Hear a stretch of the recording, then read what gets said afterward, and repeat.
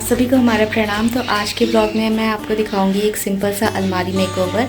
अगर आपके पास कोई पुरानी अलमारी है और आप उसको न्यू लुक देना चाहते हो तो उसका आप किस तरह से मेकओवर कर सकते हो।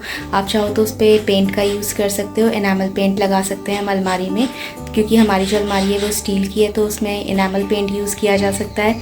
और आप चाहो तो वॉलपेपर भी लगा सकते हो उस पर, तो मैं तो सिर्फ वॉलपेपर का यूज़ कर रही हूँ और वही आपको दिखाऊंगी। और एक मैंने प्लांटर भी बनाए हैं, जैसे घर में आप पेंट वगैरह कराते हो तो प्लास्टिक के डब्बे खाली रहते हैं तो काफ़ी सारे हो जाते हैं आपके पास, तो उनसे आप सिंपल प्लांटर्स भी बना सकते हो और आप दिवाली से पहले इस तरह की कुछ डेकोरेशन कर सकते हो। तो वही दिखाऊंगी। तो स्टार्ट करते हैं आज का व्लॉग। ये वाली अलमीरा है, यहाँ पे इस पे वॉलपेपर लगाएंगे। तो इस तरह की अलमीरा को आप पेंट भी कर सकते हो और सिंपल आप वॉलपेपर भी लगा सकते हो इसमें, अपनी पसंद का जैसे भी लगाना चाहते हो।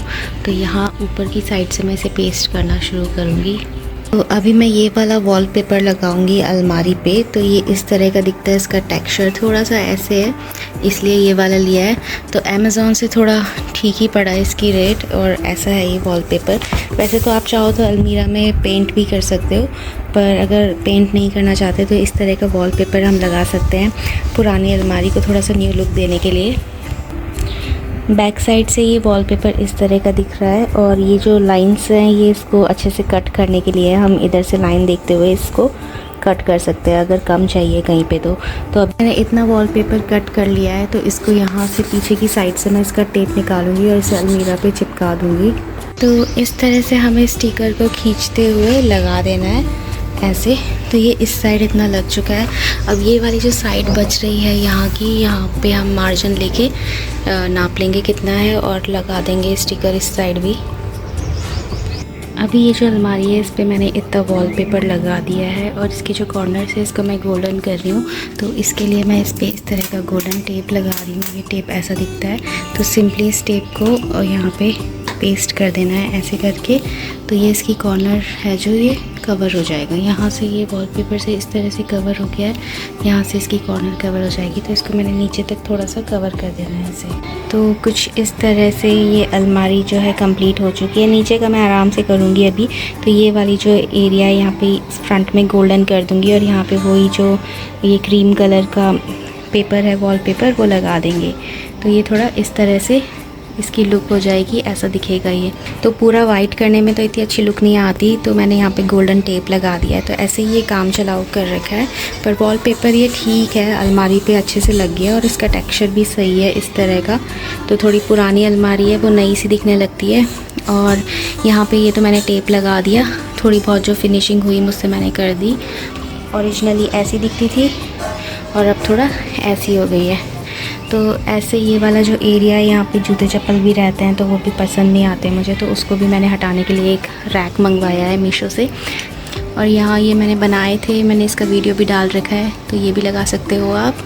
और यहाँ पे मैंने ये मिठाई के डब्बे से जो बनाया है एक DIY सिंपल सा वो लगाया है, और इस साइड जो है ये वाली पेंटिंग कर रखी है कलमकारी, वो लगाई है। तो इस तरह का थोड़ा यहाँ का लुक आती है। तो ये ऐसा दिखता है। तो ये वाला तो आप भी बना सकते हो, सिंपल है ये DIY मिठाई के डब्बे का, कैसे यूज़ कर सकते हैं हम इस तरह का। तो ये इसका भी वीडियो डाल रखा है मैंने। अब यहाँ के लिए मैंने रैक मंगाया है मीशो से, क्योंकि यहाँ जूते चप्पल अच्छे नहीं लगते।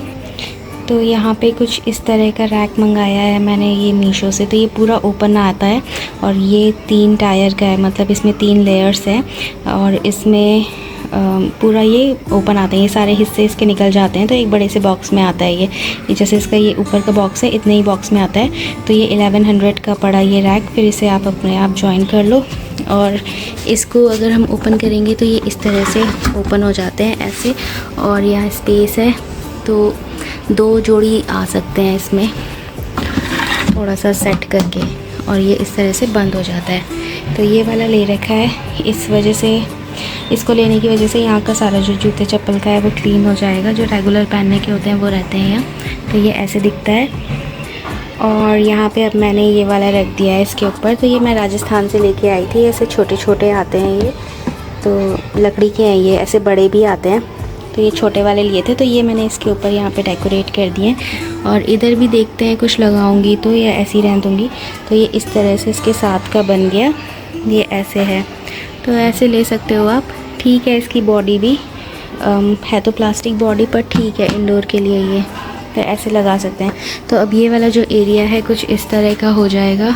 यहाँ पे हमने अपना थोड़ा सा सामान रखा हुआ है, क्लिप्स वगैरह, और ये ऐसा दिखता है।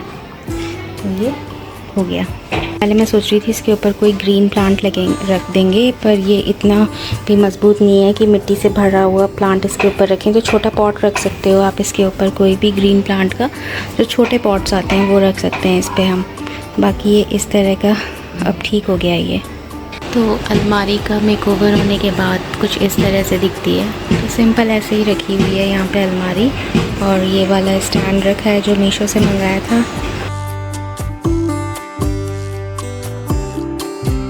तो अभी जैसे मैं टेरेस गार्डन पे प्लांट्स लगाती रहती हूँ कुछ, तो मुझे कुछ जैसे बेबी प्लांट्स ग्रो करने हैं तो छोटे डब्बे चाहिए होते हैं या छोटे प्लांटर चाहिए होते हैं। तो इस तरह का हमारे पास ये डब्बा है पेंट का, जो ऐसे ही फालतू पड़ा था।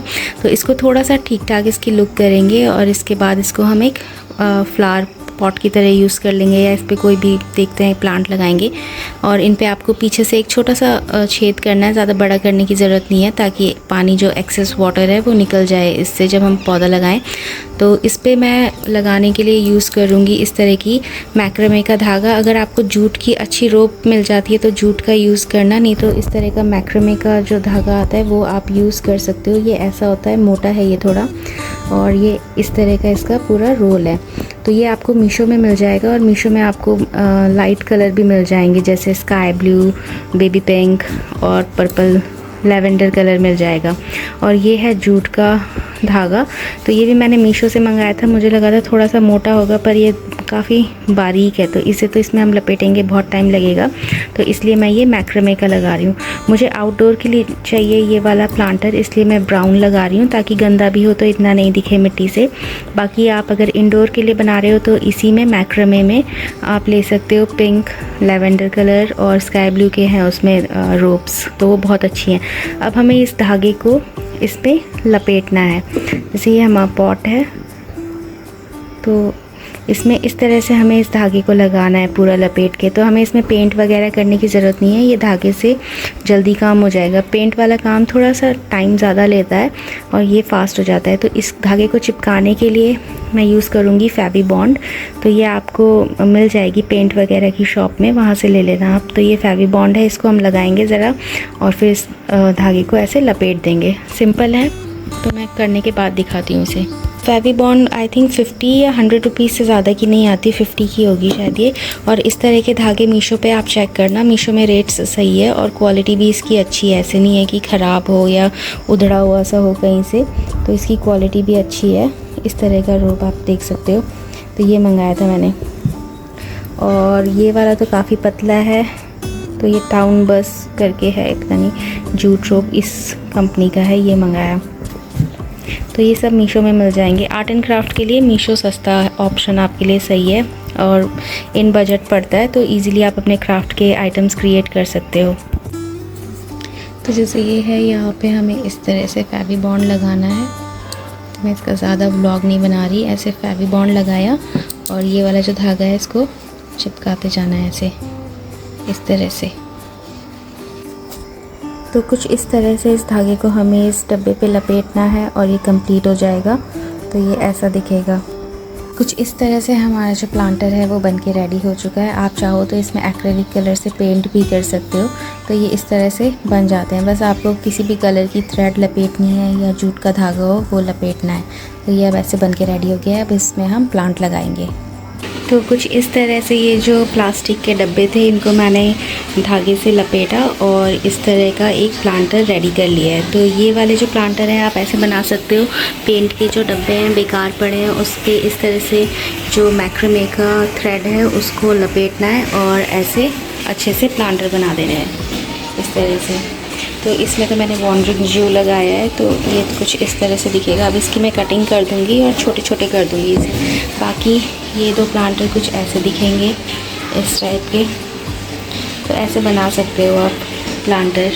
इस तरह से मैंने ये वाले प्लांटर बनाए। अगर आप बहुत सारे प्लांट्स लगाते हो तो इस तरह के जो प्लास्टिक के डब्बे बचते हैं आपके पास, उनको अलग अलग तरीके से डेकोरेट करके, और इसमें कलरफुल धागे भी आते हैं मैक्रामे के, वो लगा सकते हो आप और ऐसे अपने लिए प्लांटर बना सकते हो। तो मैंने काफ़ी टाइम पहले इसमें ये प्लांट्स लगा लिए थे, तो इनकी ग्रोथ जो है वो सही हो रही है। तो यहाँ सिंगोनियम का लगा रखा है मैंने, यहाँ वॉन्डरिंग जू, और फिर एक ये वाला लगा रखा है, इसका नाम नहीं पता मुझे, शेड आते हैं इसमें। तो ये ऐसे है।